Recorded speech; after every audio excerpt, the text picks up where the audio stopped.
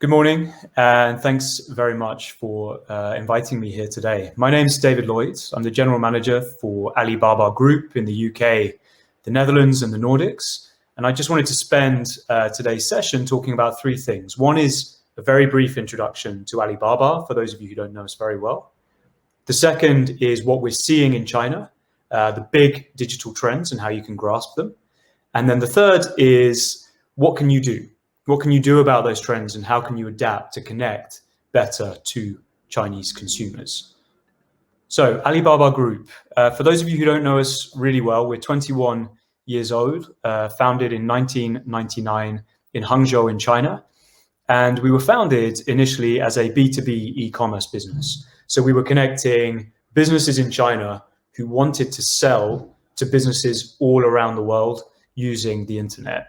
And over time, that's developed into a far larger and more varied business. So we have leading B2C e-commerce channels in China called Tmall and Taobao, which are the most popular e-commerce players in the market.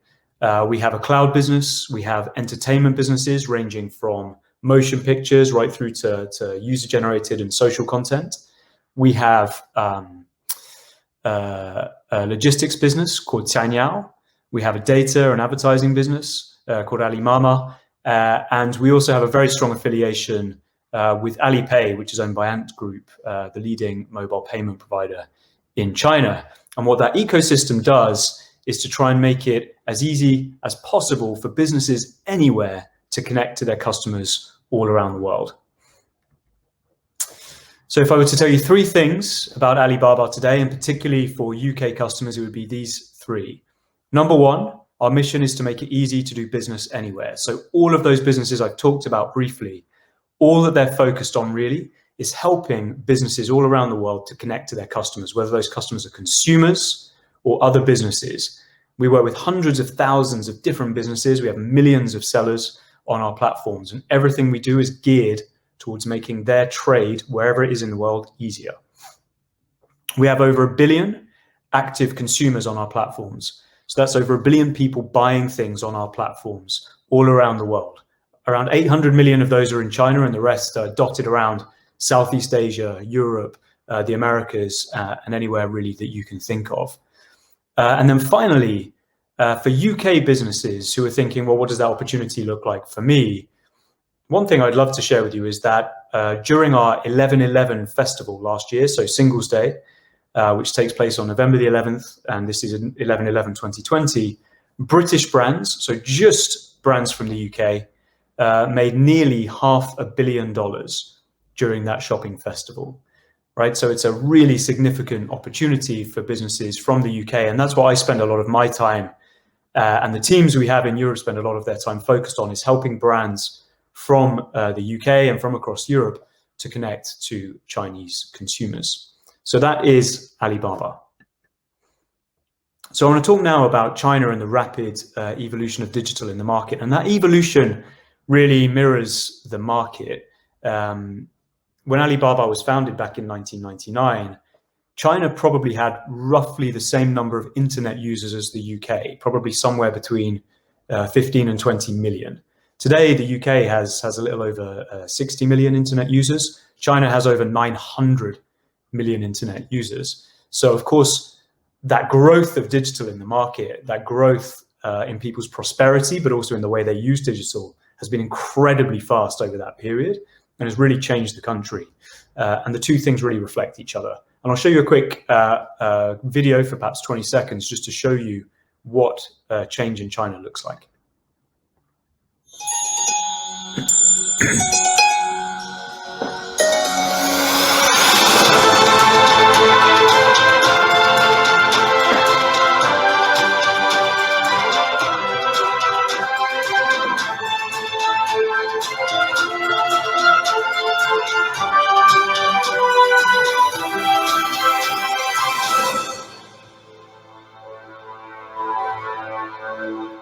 So in 30 years, you have this incredibly changing skyline in Shanghai, the development of a megacity.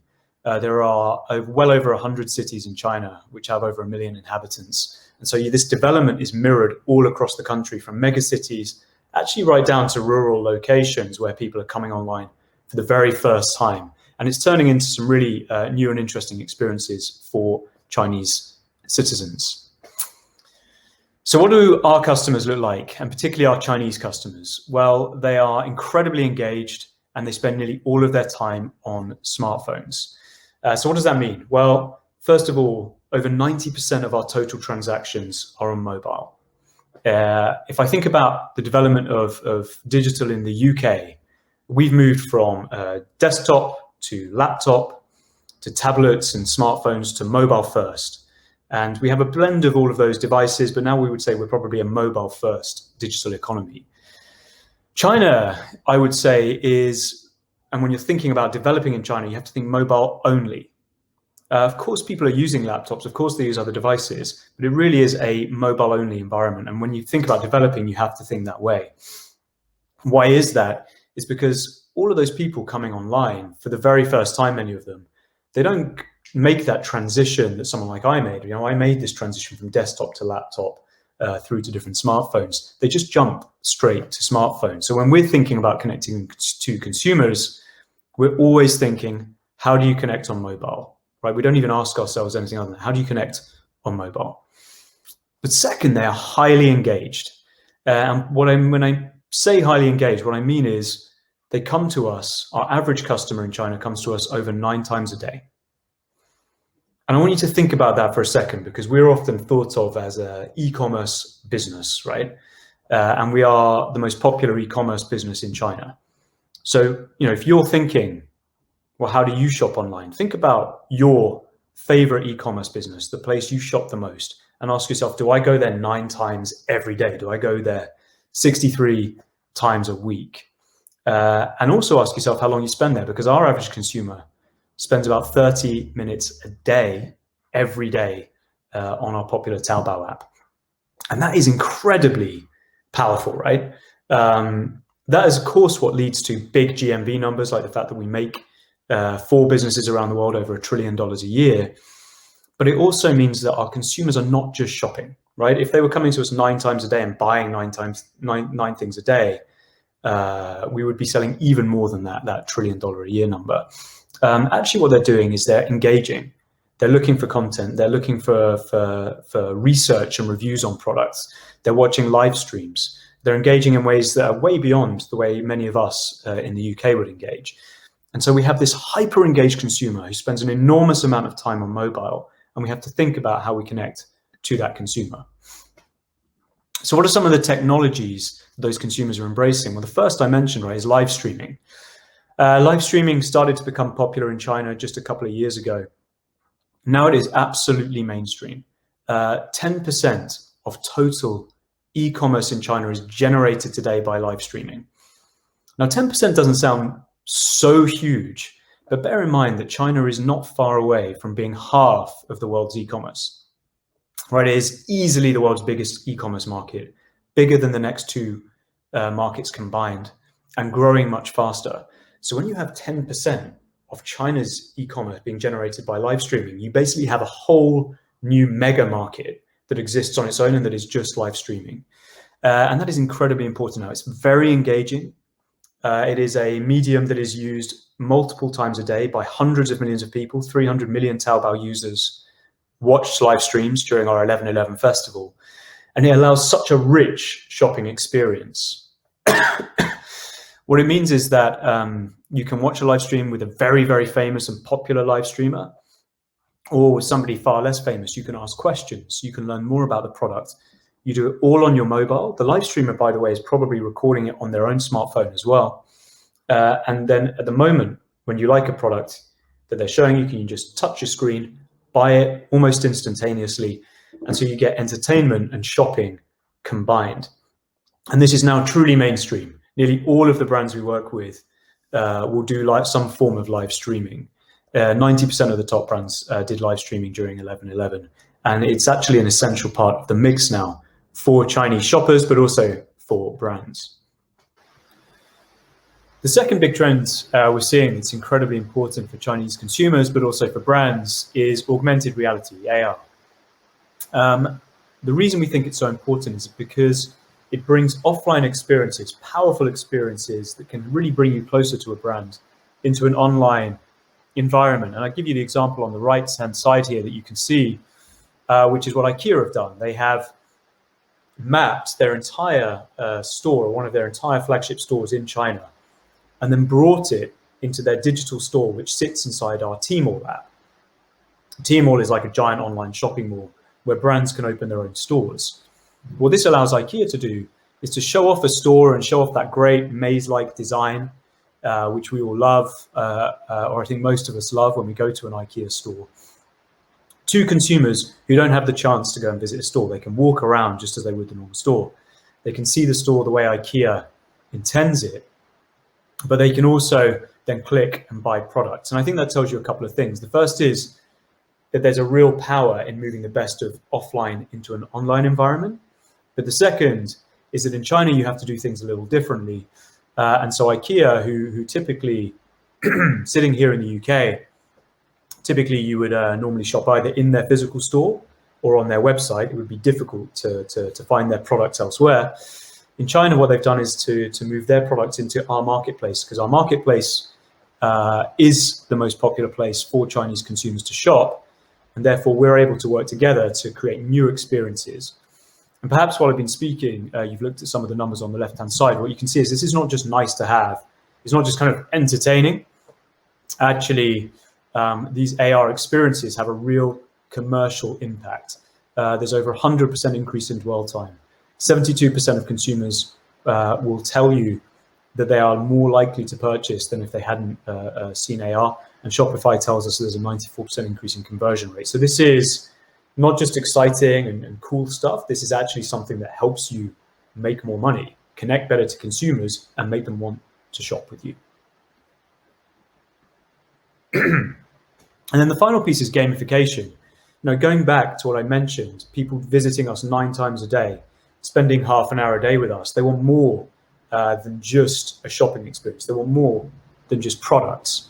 What they're looking for is richer experiences. And if I were to think about how you can think differently about connecting to Chinese shoppers online, particularly when you're thinking about how you build a good digital experience, I would say think a bit less about efficiency and think more about richness, right? Because you can still be very efficient in China. We can still have incredibly fast and efficient shopping experiences for consumers. But what you need to think about as well is, how do I stand out? How do I create a richer shopping experience that makes people want to spend more time with me? Because when they spend more time with me, they'll end up wanting to be my customer. And we see that with gamification, whether it is Coach in our luxury pavilion, who get a 100% increase in time spent when they gamify their shopping experience, through to 100 million people on our platform, raising a digital cat on our launch day, and then again, of course, going on to shop with some of the rewards they've got. So gamification is very, very important for Chinese consumers.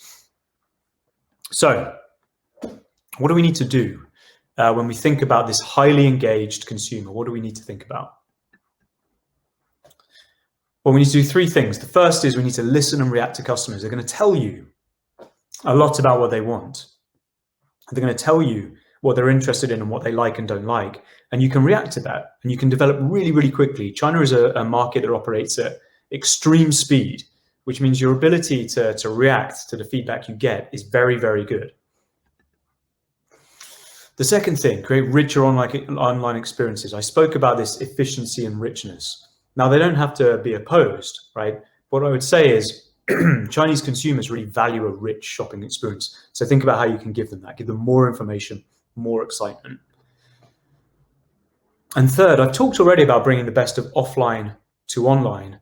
Well, now I think we also need to think about how we bring the best of online to offline, right? So how do you create really great offline experiences that mirror those fantastic, fast, sticky experiences we have online already? So I'll talk a bit about how you listen and react to customers. I mentioned that we have hundreds of millions of users on our platforms, over 800 million users in China, coming to us really, really frequently, 9 times a day, 30 minutes a day. And what they're doing is they're telling you what they want, either directly or indirectly. Indirectly through things they look at and they browse, but directly through feedback. through the questions they ask. They ask questions on live streams. They ask questions when they're just buying a product. And what you can do is you can find out what are they really interested in. And then you can go a stage further, and we can actually do very, very quick surveys of our hundreds of millions of users working together with brands to say, well, what would you like to see more of from a brand? What are you most interested in? And through that, we have something we call the Tmall Innovation Center.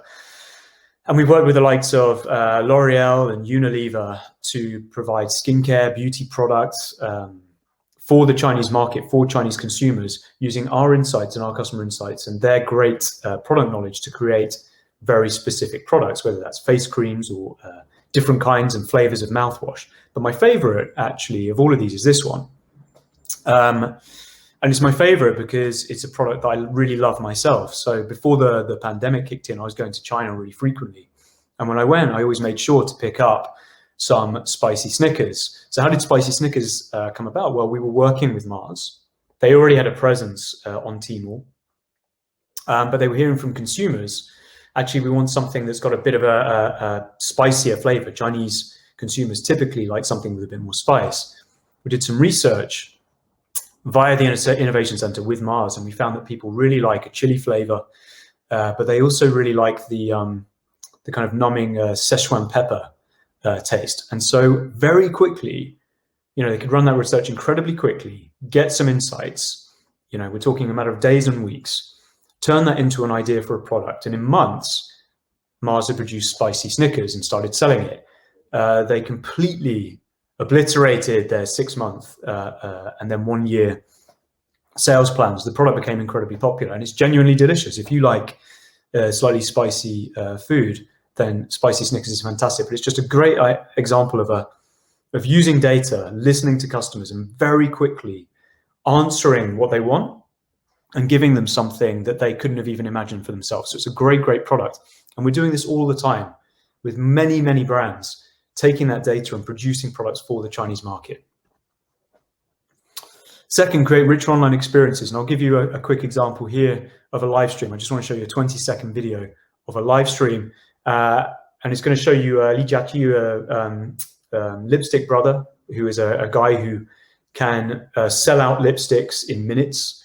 But he's also going to be trying to be facing off against Jack Ma, our founder, who is very good at lots and lots of things, probably not quite as good at making live streams.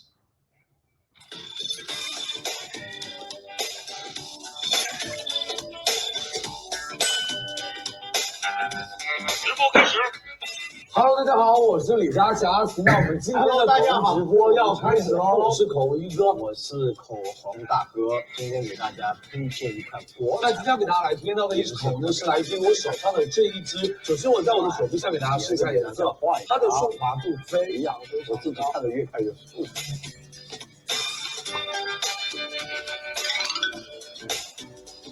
大家记得买哦。挑战失败。 So, 1,000 lipsticks in a few minutes. We work with brands who are selling thousands and tens of thousands of units in a few minutes with live streaming. Once you get the right influencer, you get the right product, you just demonstrate it in the right way, and it's really authentic, your ability to speak to consumers directly and then to sell to them directly if they like the product is enhanced dramatically by live streaming. And it's an incredible opportunity for brands that nearly all of the brands we work with now are taking. So think about, how do you create richer online experiences? And I genuinely think there's a great room for this and a great opportunity for this in Europe and in the UK, where we could be doing way more to create these kind of rich online experiences. And then finally, how do you bring the best of online to offline? And here I'm going to show you a video, but I'll talk over it while it's playing in the background. And the video I want to show you is of one of our offline supermarkets, and it's called Fresh Hippo. And I think it's really a supermarket of the future.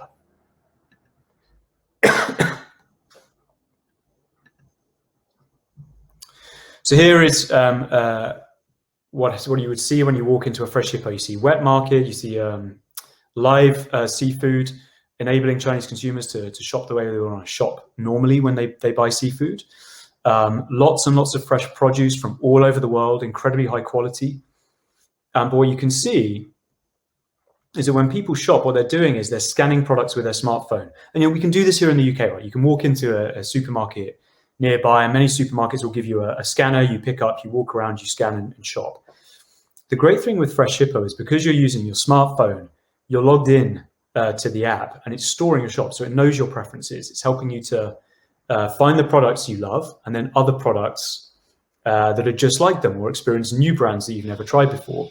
But it's all captured in the app, so you have a very, very persistent experience while you're shopping in the store. It's incredibly efficient. You walk around, you scan, you scan, you scan, you get to the till, and you just scan your phone at the checkout.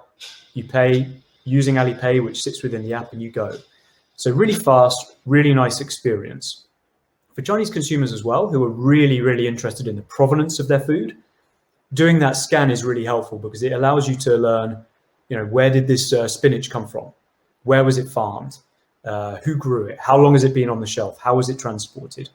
Incredibly rich information. But what I think is so great about Fresh Hippo is it goes way beyond that. And it says, well, yes, let's give you a really good shopping experience that you would, let's enhance the shopping experience that you would have in a supermarket yourself. But then let's turn it into a true new retail experience, a true online and offline experience. So how does it do that? Well, the way it does it is because you're shopping in the app, right? Because you're shopping in the app, you don't have to be in the store to do that shop. So yes, you can walk around. Yes, you can scan the items and put them in your basket yourself. But if a week later, you want to do that exact same shop, sitting here in your living room, sitting in the office, you can do that. You open up the app, you pick your last week's shop, you add a few items, take a few items away. And what happens is the moment you click buy, one of my colleagues in a Fresh Hippo, and in the Fresh Hippo that is nearest to you, will walk around the store and pick the products off the shelves. What will then happen is they'll complete the shop for you in the store. They'll place the items in a basket, and you would have seen in the video, they'll place them in one of these overhead conveyor belts that goes across the ceiling of the store. It comes out the back, gets scanned by a delivery driver, and the delivery driver will bring it to you. And the thing is, right, because we are doing this in real time, we can actually get that delivered to you in as quick as 30 minutes. So it means that from the start of my presentation, if I'd have done my shopping 10 minutes before the start of my presentation, I would be ending my presentation with a buzz at my front door, bringing my shopping from my local supermarket. So it's incredibly fast and efficient. But what it also means is that you never have that experience of things not being in stock, or of thinking something in stock and it isn't. Because what we're doing as well is we're using the store as a warehouse. So yeah, it's a great store, beautifully laid out, great product, but it's also a warehouse where colleagues can go and pick produce off the shelves. The inventory is updated in real time. And so you can't buy something that isn't in stock. If there's something that's not in stock, we'll say to you, sorry, we don't have it. Have you considered this? Or here are some alternatives. So it's fast, it's efficient, it helps you discover products, it gives you a more personal shopping experience, but it's truly online and offline together. And so I'd really think about, if you're a business that has offline presence, how can you bring the best of online into your offline experiences? And so those are the things I would really want to talk to you about is, listen to your customers and react, like really use the data they give you, ask them to tell you about your product and what they want, and then give it to them. You can think about richer online shopping experiences. Don't just think about efficiency. I think here in the UK, we've often used online for very, very efficient shopping. We need to think more about rich experiences and engagement, which then drives increased preference and increased purchase. And then finally, what is the best stuff from offline that you can bring online? And what is the best stuff from online that you can bring offline? And if you can bring them together, we don't have to have this false opposition between online and offline. We can actually have the best of both worlds. And so with that, I just want to say thank you very much for inviting me and having me here today. I hope you enjoy the rest of the day, and thanks very much.